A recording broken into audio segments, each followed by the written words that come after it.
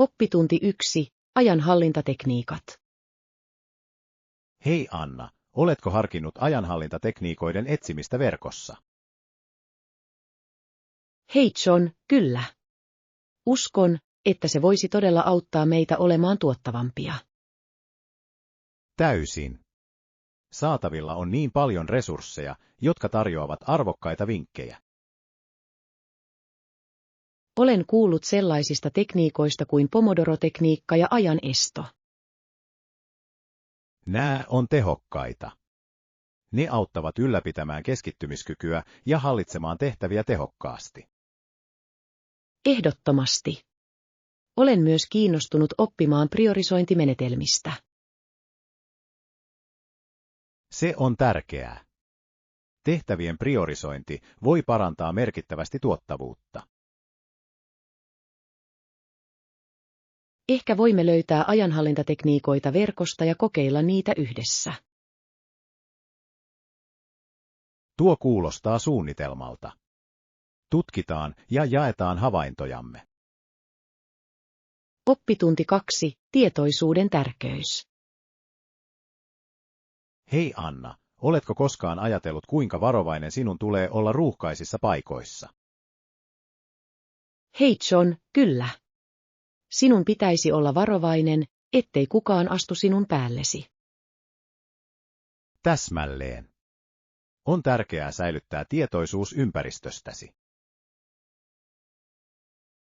Ehdottomasti. Ja sinun on myös varottava kissoja, koiria ja lintuja puistoissa. Se on totta. Eläimet voivat olla arvaamattomia, etenkin vilkkailla alueilla. Oikein. Se voi olla melkoinen seikkailu ihmisten ja lemmikkien välillä navigoinnissa. Joskus se tuntuu polttopallon peliltä, eikö niin? Täysin. Mutta voi myös olla hauskaa seurata ympärilläsi tapahtuvia erilaisia vuorovaikutuksia. Kyllä, ihmisten katselu voi olla viihdyttävää. On mielenkiintoista nähdä, miten kaikki käyttäytyvät. Olen samaa mieltä. Tehdään se kohta, että tutkitaan pian yhdessä puistoa. Hieno idea. Voimme nauttia luonnosta pysyen hereillä. Oppitunti 3. Sää huhtikuussa. Hei Anna, oletko huomannut, että sää alkaa hieman parantua? Hei John, kyllä. Huhtikuu on ehdottomasti sateinen kuukausi, mutta se tuo mukanaan virkistäviä muutoksia. Täysin. Sade auttaa kukkia kukkimaan kauniisti. Se tekee. Rakastan nähdä kaikki värit luonnossa tänä aikana. Ja ilma tuntuu niin raikkaalta sadesuihkun jälkeen. Se on virkistävää. Varmasti. Onko sinulla suosikki ulkoiluaktiviteetteja keväällä?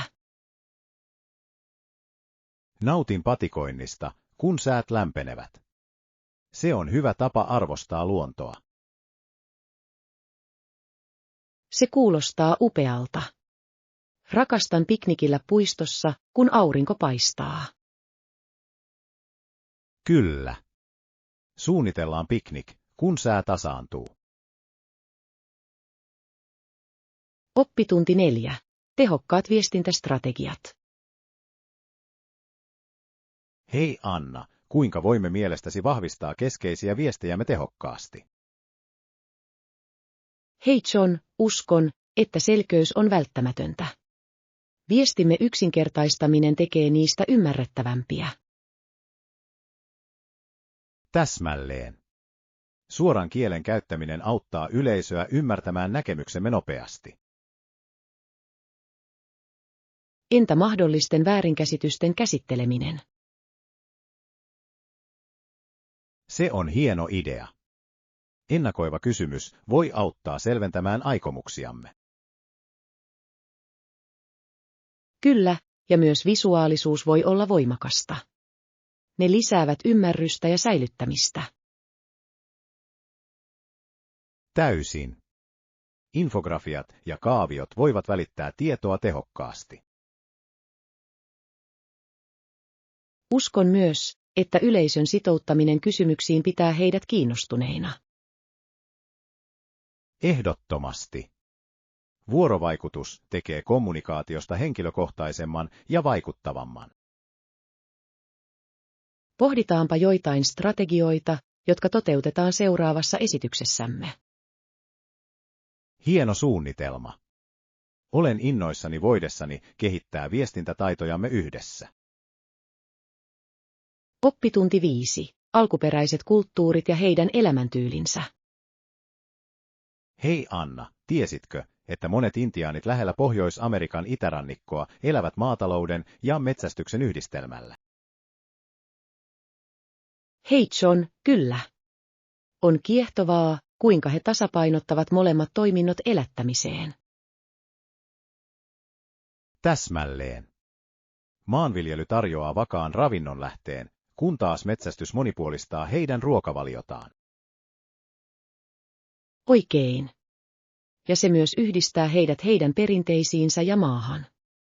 Mitä kasveja luulet niiden kasvavan? Luulen, että he viljelevät maissia, papuja ja kurpitsaa, jotka ovat olennaisia heidän kulttuurissaan. Niitä kutsutaan ei-kolmeksi sisareksi. On mielenkiintoista, kuinka he tukevat toistensa kasvua. Kyllä. Se on täydellinen esimerkki kestävistä viljelykäytännöistä. Entä metsästys? Metsästys ei ainoastaan tarjoa ruokaa, vaan myös vahvistaa yhteisön siteitä heimometsästyksen aikana. Täysin. Se on tärkeä osa heidän perintöään. Opitaanpa joskus lisää heidän perintaistään. Oppitunti 6. Kauneutta valokuvaajan linssin läpi. Hei Anna, oletko koskaan nähnyt maailmaa valokuvaajan linssin läpi? Hei John, kyllä. On innostavaa nähdä valokuviin vangittu kauneus. Täsmälleen. Taitava valokuvaaja osaa muuttaa tavalliset kohtaukset ainutlaatuiseksi taiteeksi. Olen samaa mieltä. Tapa, jolla he leikkivät valolla ja kulmilla, voivat muuttaa valokuvan koko tunnelman. Oletko itse koskaan kokeillut valokuvaamista? Minulla on. Rakastan luonnon vangitsemista, erityisesti kukkivia kukkia. Entä sinä? Nautin maisemakuvauksesta. Laajassa horisontissa on jotain maagista. Ehdottomasti.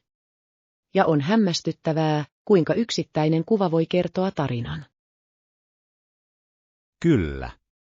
Suunnitellaan yhdessä valokuvauspäivä ja tutkitaan luovia puoliamme. Oppitunti 7. Terveellinen aamiaisrutiini. Hei Anna, mitä syöt yleensä aamiaiseksi? Hei John, minulla on yleensä kulhollinen kaurapuuroa hedelmien tai jogurtin ja granolan kera.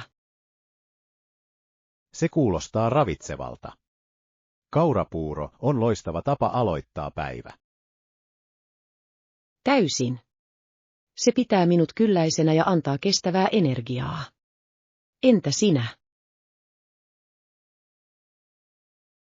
Pidän smoothieista, erityisesti pinaatin ja banaanien kanssa. Ne ovat virkistäviä ja terveellisiä. Se on loistava valinta. Smoothiet ovat niin monipuolisia. Voit lisätä niin monia ainesosia. Kyllä. Tykkään kokeilla erilaisia makuja. Lisäätkö koskaan pähkinöitä tai siemeniä kaurapuuroihisi? Kyllä minä. Manteleiden tai tsaiasiementen lisääminen tehostaa ravintoa entisestään. Hieno idea. Jaetaan reseptejä ja kokeillaan joskus ruoanlaittoa yhdessä. Oppitunti 8. Kyselyn tulokset. Hei Anna, luin äskettäin useissa maissa tehdystä koulutusuudistuksia koskevasta tutkimuksesta. Hei John, kuulostaa kiehtovalta. Mitkä olivat tutkimuksen tärkeimmät havainnot? Tulokset osoittivat, että maissa, joissa korostetaan voimakkaasti opettajan koulutusta, opiskelijoiden suoritus parani merkittävästi. Se on mielenkiintoista. Ilmoittivatko he, mitkä koulutusmenetelmät olivat tehokkaimpia? Kyllä, he nostivat avaintekijöiksi yhteistyöhön perustuvat opetusstrategiat ja jatkuvan ammatillisen kehittymisen. Ymmärrän, kuinka yhteistyö hyödyttäisi opettajia. Oliko yllättäviä tuloksia? Täysin. Jotkut maat, jotka investoivat voimakkaasti teknologiaan, raportoivat vähäisistä tuloista verrattuna perinteisiin opetusmenetelmiin keskittyneisiin maihin. Se on aivan odottamatonta. Näyttää siltä, että tasapaino on välttämätön. Ehdottiko kysely erityisiä suosituksia? Se suositteli räätälöityä lähestymistapaa, jossa otetaan huomioon kunkin maan ainutlaatuinen kulttuuri ja koulutusympäristö. Tuossa on järkeä. Räätälöinti on ratkaisevan tärkeää tehokkaan toteutuksen kannalta. Miten uskot tämän vaikuttavan tulevaan politiikkaan? Uskon, että se rohkaisee päättäjiä priorisoimaan tutkimukseen perustuvia strategioita yhden koon ratkaisujen sijaan. Olen samaa mieltä, John. On tärkeää, että uudistukset perustuvat todisteisiin eikä trendeihin. Mikä on mielestäsi näiden maiden seuraava askel? Heidän tulee seurata ja arvioida muutosten vaikutuksia varmistaakseen, että he saavuttavat koulutustavoitteensa. Oppitunti 9. Sopeutuminen muutokseen. Huomenta Anna, olen pohtinut, kuinka tärkeää on sopeutua nopeasti ympäristömme muutoksiin. Hei John, tämä on kiehtova aihe. Pidätkö itseäsi sopeutuvaisena?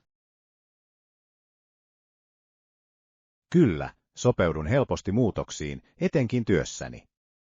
Entä sinä? Mielestäni sopeudun myös hyvin, vaikka toisinaan sopeutuminen kestää hetken. Mikä auttaa sinua siirtymävaiheessa?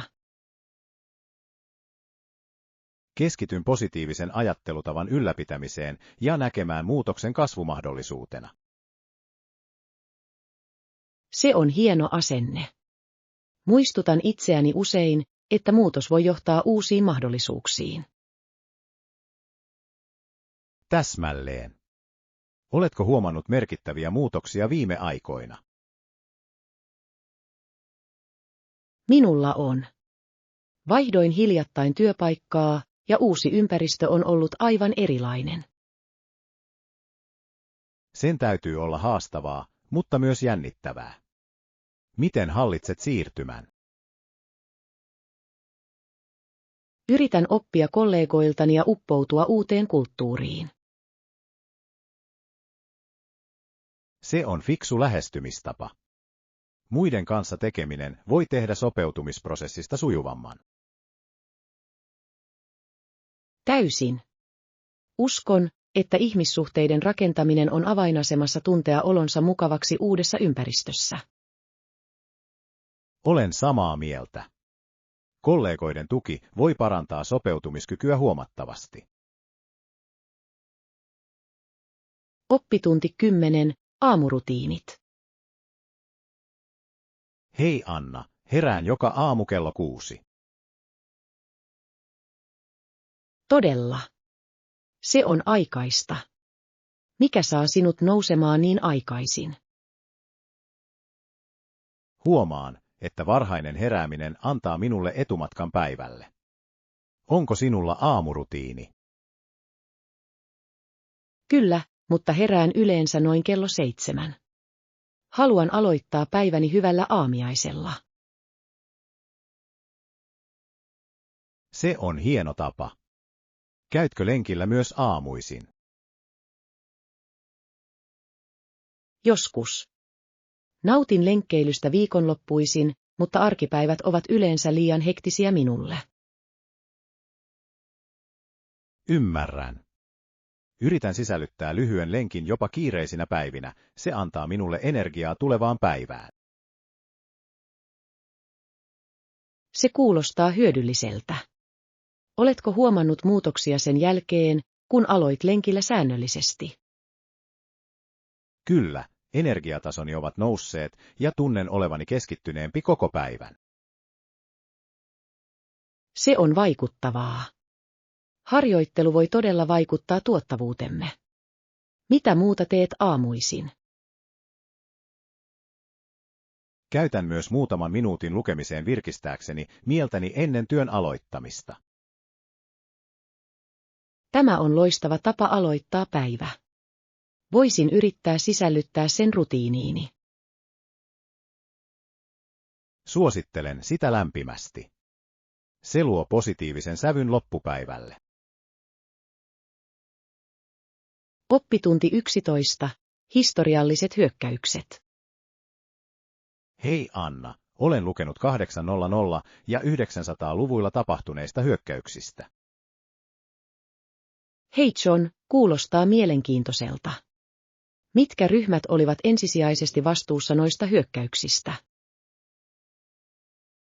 Viikingit olivat tuona aikana erityisen aktiivisia ja hyökkäsivät moniin rannikkoasuuksiin ympäri Eurooppaa. Tuossa on järkeä. He olivat tunnettuja rajuista hyökkäyksistään. Mutta entä englantilaiset hyökkäävät Irlantiin 1100-luvulla? Kyllä, sekin oli merkittävä tapahtuma. Englannin hyökkäys merkitsi pitkän konfliktin ja kulttuurivaihdon alkua. Todellakin. On kiehtovaa, kuinka tällaiset hyökkäykset muovasivat molempien alueiden historiaa. Oliko tällä hyökkäyksellä pysyviä vaikutuksia? Täysin. Se johti Englannin hallinnon luomiseen Irlannin osiin, mikä vaikutti kieleen, kulttuuriin ja maanomistukseen. Se on aika vaikuttavaa. Miten näitä historiallisia tapahtumia mielestäsi tarkastellaan nykyään? Monet ihmiset tarkastelevat niitä kulttuuriperinnön läpi ja tunnistavat sekä konfliktin että sitä seuranneen yhteistyön. Se on tasapainoinen näkökulma. On tärkeää ottaa oppia historiasta ymmärtääksemme maiden välisiä nykysuhteita. Täsmälleen. Historian ymmärtäminen voi edistää empatiaa ja yhtenäisyyden tunnetta erilaisten kulttuurien välillä. Oppitunti 12. Viikonloppusuunnitelmat.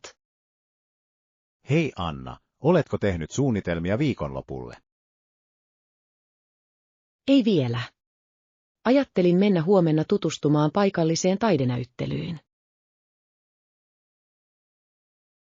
Se kuulostaa ihanalta. Olen kuullut, että siinä on uskomattomia nykytaiteilijoita. Kyllä, minäkin luin siitä. Entä sinä? Onko suunnitelmia viikonlopulle? Harkitsen tutustumista uuteen ravintolaan, joka juuri avattiin kaupungissa. Se kuulostaa houkuttelevalta. Oletko jo nähnyt menuun? Minulla on. He tarjoavat erilaisia ruokia, mutta olen erityisen innoissani heidän fuusioruoistaan. Fuusiokeittiö voi olla kiehtovaa. Uusia makuyhdistelmiä on aina mukava kokeilla. Täysin. Mielestäni se on loistava tapa kokea erilaisia kulttuureja ruoan kautta. Olen täysin samaa mieltä. Ehkä voisimme yhdistää suunnitelmamme. Voisimme käydä näyttelyssä ja kokeilla ravintolaa myöhemmin. Se on upea idea. Se tekisi monipuolisen taiteen ja kulinaaristen tutkimusten päivän. Oppitunti 13. Paikalliseen kulttuuriin tutustuminen. Huomenta, Anna. Mielestäni meidän pitäisi ensin tutustua kuuluisiin maamerkkeihin, kun vierailemme kaupungissa. Olen samaa mieltä. Arkkitehtuuri ja historia ovat aina kiehtovaa tutkittavaa. Mitä maamerkkejä sinulla on mielessä? Olen kuullut, että muinainen linna on pakko nähdä. Sen historia ulottuu vuosisatojen taakse. Se kuulostaa kiehtovalta. Entä paikallinen keittiö? Mitä tiettyjä ruokia haluat kokeilla? Olen innostunut maistamaan perinteistä muhennosruokaa. Sen sanotaan olevan alueen paras. Se kuulostaa herkulliselta. Olen myös lukenut heidän kuuluisista leivonnaisistaan, mielestäni meidänkin pitäisi kokeilla niitä. Täysin. Jälkiruot ovat minulle aina kohokohta. Paikalliseen ruokaan tutustuminen voi parantaa kulttuurikokemustamme. Ehdottomasti. Se antaa meille esimakua paikallisesta elämäntyylistä ja perinteistä. Miten yleensä löydät parhaat ruokapaikat? Luotan usein paikallisten suosituksiin tai katson online-arvosteluja. Se auttaa löytämään piilotettuja helmiä. Oppitunti 14. Elintarvikkeiden ostoseikkailu. Hei Anna, minun täytyy hakea ruokaostoksia. Haluatko mukaan? Hei John, kuulostaa hauskalta. Mitä sinun pitää saada? Minulla on luettelo valmiina, enimmäkseen hedelmiä ja vihanneksia sekä välipaloja. Hienoa. Nautin tuoretuotteiden poimimisesta. Onko sinulla suosikkeja? Rakastan avokaadoja ja marjoja. Ne on niin monipuolisia. Entä sinä? Pidän todella paljon banaaneista ja pinaatista. Niistä tulee mahtava smoothie. Täysin. Smoothiet ovat loistava tapa lisätä terveellisiä ainesosia. Terveellisyydestä puheen ollen, pidätkö enemmän luomu- vai perinteisistä tuotteista? Pyrin luomutuotteisiin aina kun mahdollista, mutta mielestäni on tärkeää valita mikä sopii budjettiisi. Se on järkevä lähestymistapa. Tasapaino on tärkeintä. Kokeiletko uusia reseptejä tällä viikolla? Kyllä, aion tehdä kasvispaistin. Se on nopeaa ja herkullista. Se kuulostaa ihanalta. Täytyy varmaan lainata tuota reseptiä. Onko sinulla jotain erityistä kastiketta, jota käytät? Teen yleensä yksinkertaisen soijakastikkeen ja valkosipulisekoituksen. Se lisää mahtavaa makua. Oppitunti 15. Kiitospäivän viettäminen. Huomenta Anna, loman lähestyessä odotan viikonloppua. Hei John, minä myös. Kiitospäivä Kanadassa on niin ihanaa aikaa. Milloin sitä juhlitaan? Sitä vietetään lokakuun 2. maanantaina. Onko sinulla erityisiä perinteitä?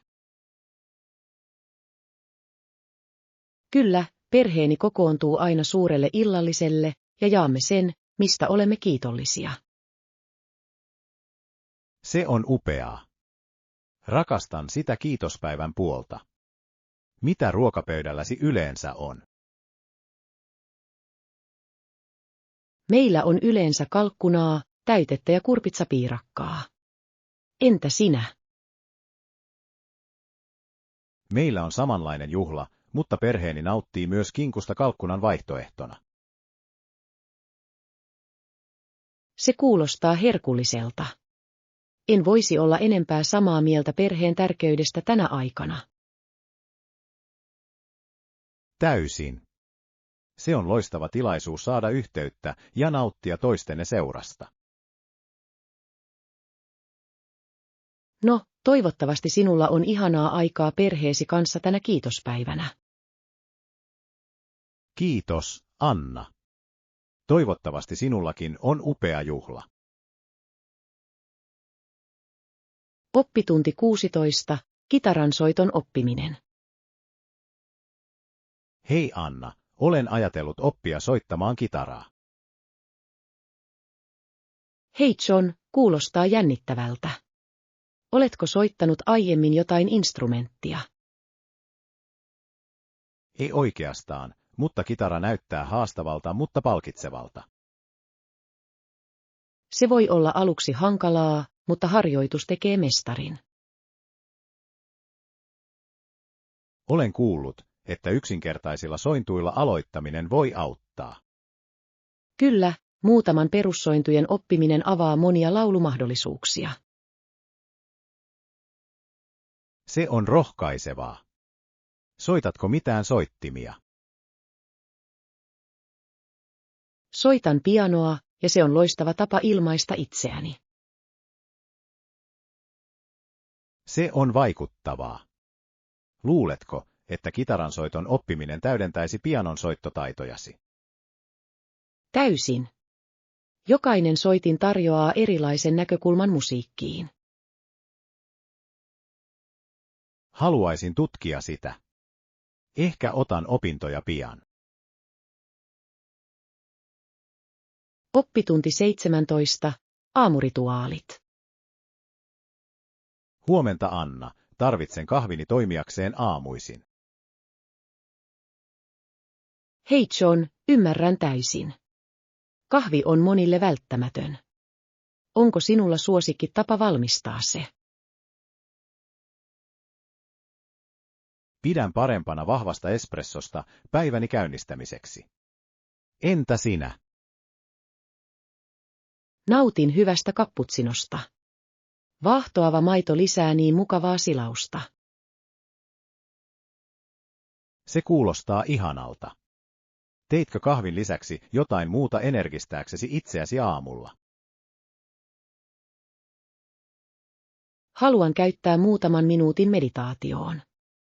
Se todella auttaa selventämään mieltäni ja luomaan positiivisen sävyn päivälle. Meditaatio on upea harjoitus. Käyn usein lyhyellä kävelylenkillä nauttiakseni raikkaasta ilmasta. Se on hieno idea. Kävely voi virkistää. Onko sinulla suosikkireittiä? Rakastan kävelyä läheisen puiston läpi, siellä on kauniita puita ja rauhallinen tunnelma. Kuulostaa ihanalta. Luonnossa oleminen voi parantaa mielialaa. Täysin. Uskon, että päivän aloittaminen positiivisilla tavoilla vaikuttaa todella tunteemme. Oppitunti 18. Sääennuste. Hei Anna, näitkö sääennusteen? Iltapäivällä saattaa tulla suihkua. Hei John, kyllä, minäkin huomasin sen. Aina on hyvä olla valmistautunut. Pitäisikö meidän mielestäsi kantaa sateenvarjoja? Minusta se on viisas idea. Parempi varoa kuin katua, eikö? Täsmälleen. Inhoan joutua odottamatta sateeseen. Aiotteko tehdä jotain ulkona tänään? Ajattelin lähteä pyöräretkelle, mutta saatan harkita uudelleen, jos sataa tulee. Se on ymmärrettävää. Minulla oli samanlaisia pikniksuunnitelmia, mutta minun on ehkä muutettava niitäkin. Ehkä voisimme siirtää ajankohtaa toiselle päivälle, kun sää on suotuisampi. Tuo kuulostaa suunnitelmalta. Toivottavasti aurinko paistaa pian kirkkaammin. Kyllä, peukut pystyssä. On aina mukavaa nauttia ulkoilusta ilman huolta säästä. Oppitunti 19. Luontoretket. Huomenta Anna, olen kuullut, että meillä on täällä yleensä kauniita polkuja patikoitavissa. Hei John, kuulostaa hyvältä. Vaellus on ihana tapa olla yhteydessä luontoon. Se todella on. Onko sinulla jokin tietty puisto, josta pidät patikoimaan? Kyllä, rakastan Green Valley Parkissa käymistä. Polut ovat hyvin hoidettuja ja tarjoavat upeat näkymät. Olen kuullut tuosta puistosta. Minun pitäisi ehdottomasti tarkistaa se. Mikä on suosikkipolkusi siellä? River Trail on suosikkini, se kulkee kauniin puron vieressä ja sillä on runsaasti varjoa. Kuulostaa täydelliseltä kuumaan päivään. Käytkö usein retkellä ystävien kanssa vai yksin? Menen yleensä ystävien kanssa, se tekee kokemuksesta nautittavamman. Entä sinä? Retkeilen usein yksin, mutta en haluaisi vaihteeksi liittyä ryhmään. Voisi olla hauskaa jakaa seikkailu. Täysin. Haluaisin joskus vaeltaa yhdessä ja tutustua uusiin polkuihin. Se on hieno idea. Suunnitellaan vaellusmatka pian. Oppitunti 20. Historian kiehtovuus. Hei Anna, oletko koskaan ajatellut kuinka historia on kirjaimellisesti käsissäsi? Hei John, tämä on mielenkiintoinen ajatus. Tarkoitatko esineitä tai kenties vanhoja kolikoita? Täsmälleen. Historiallisten esineiden kerääminen on kiehtova harrastus. Se yhdistää meidät menneisyyteen. Se todella on. Kuvittele, että sinulla on jotain, jota ihmiset käyttivät kerran vuosisatoja sitten. Mitä sinä keräät? Minulla on tapana kerätä vintage-postikortteja. Ne tarjoavat vilauksen ihmisten elämään ja kommunikointiin. Se on ainutlaatuinen kokoelma. Rakastan ajatusta nähdä historiallisia paikkoja eri näkökulmasta. Kyllä, ja niissä olevien viestien lukeminen voi olla varsin valaisevaa. Se on kuin ikkuna heidän jokapäiväiseen elämäänsä. Voin kuvitella. Nautin vierailusta museoissa nähdäkseni esineitä, mutta äänien kerääminen on vielä henkilökohtaisempaa. Se on. Jokainen pala kertoo tarinan. Onko sinulla suosikki historiallinen ajanjakso tai tapahtuma? Olen erityisen kiinnostunut renessanssista. Sen ajan taide ja kulttuuri ovat merkittäviä.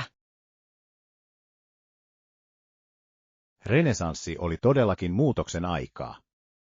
Se herätti niin paljon luovuutta ja innovaatioita. Oppitunti 20. Ennakkosuunnittelu.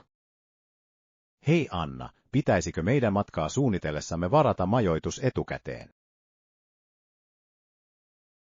Hei John, kyllä, suosittelen varaamista etukäteen hyvän paikan varmistamiseksi, varsinkin sesonkiaikoina. Se on fiksu idea.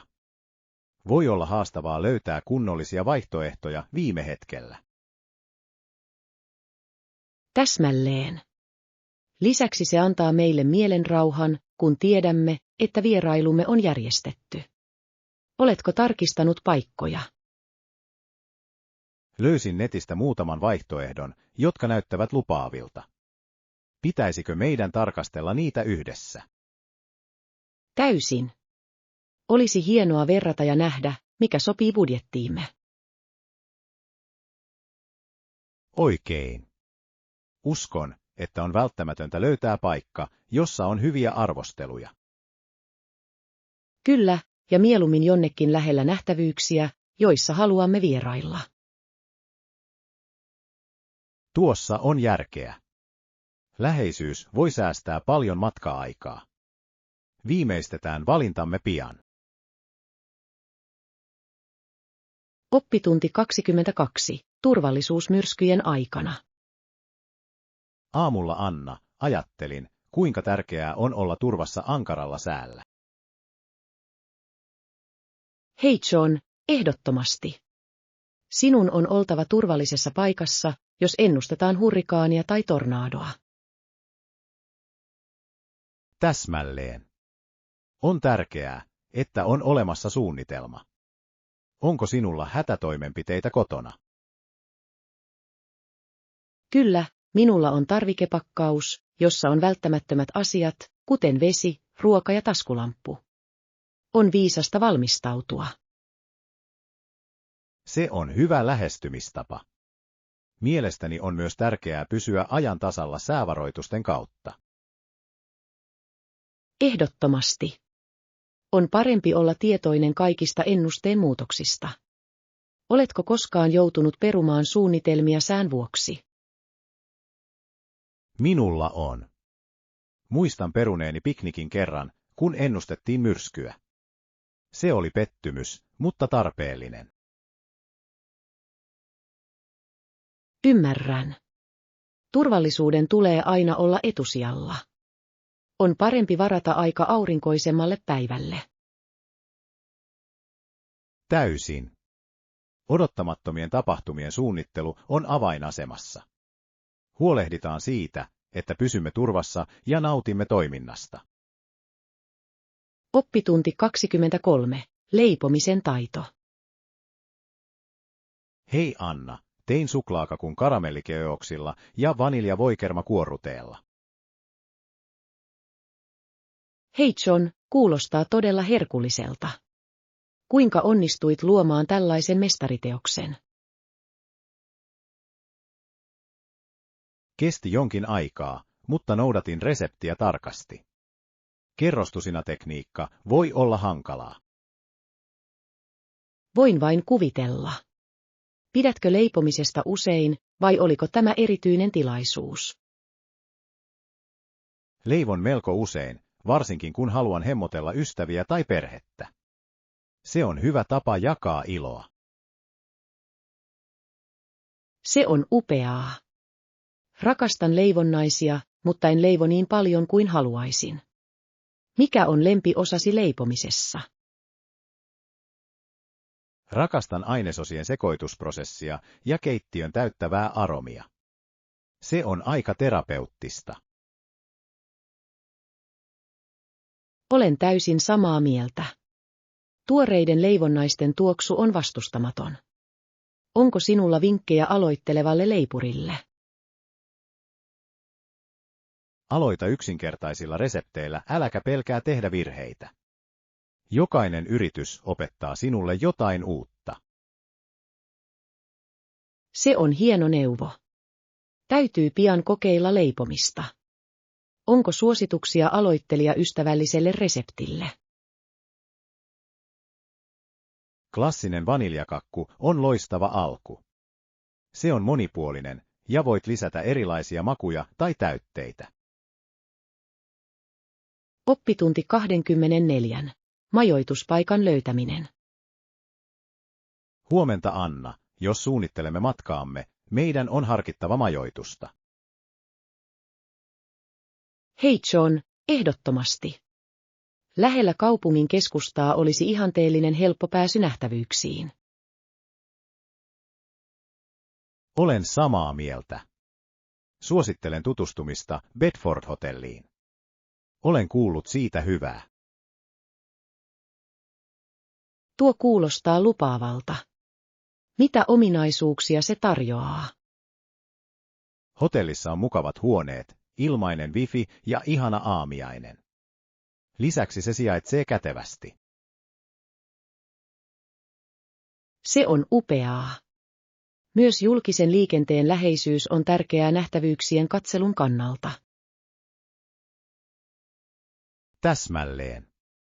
Pysyminen lähellä kaupungin keskustaa helpottaa tutkimista tuhlaamatta aikaa työmatkoihin.